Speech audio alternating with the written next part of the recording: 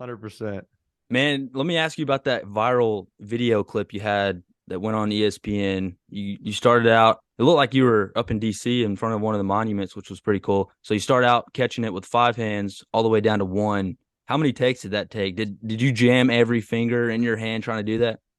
Yeah, so I'll give you a little background on the whole thing. So I basically was with the very first time I did it. I saw someone. So a lot of my concept on TikTok, social media, whatever, is like, okay, here's an idea. Someone's doing it. If someone has an idea, it's like, how can I make that idea a little bit better? Or how can I improve it or make it harder?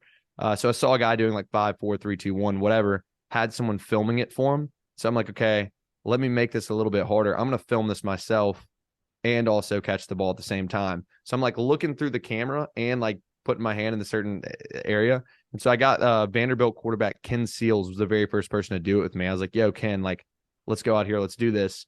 So we go to this park and 5, easy, 4, easy. He throws a tight spiral. So it made it really, it's like 3 was, pretty easy. I was like, dang, this is cool.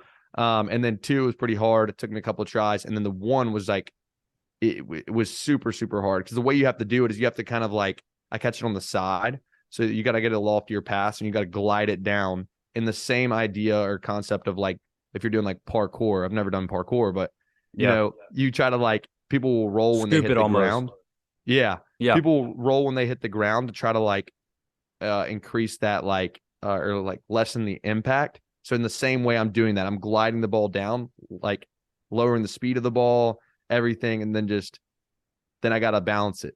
And so there's a couple of times when I haven't completely been able to do it, but most every time I can. And yeah, I mean, I haven't had a jam finger, but a lot of my friends will like, they're like, yeah, I went out, I thought I could do it. And like, how do you do this thing? 1, and then 2, like I've jammed every single one of my fingers.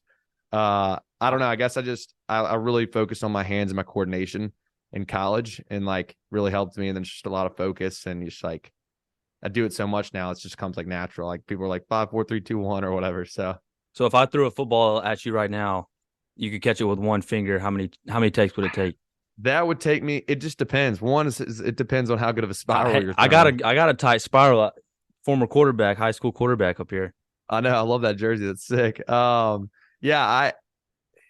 It depends. It depends how I'm feeling. Depends on the weather.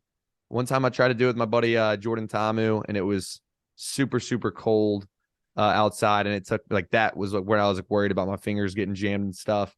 But other times, like with Paul Tyson, former Alabama quarterback, current Arizona State quarterback, it took me like 3 tries, and I was like, holy cow! Like, and I did it with no gloves. I was like, wait, I just did that. Is it easier Um, without gloves or with gloves?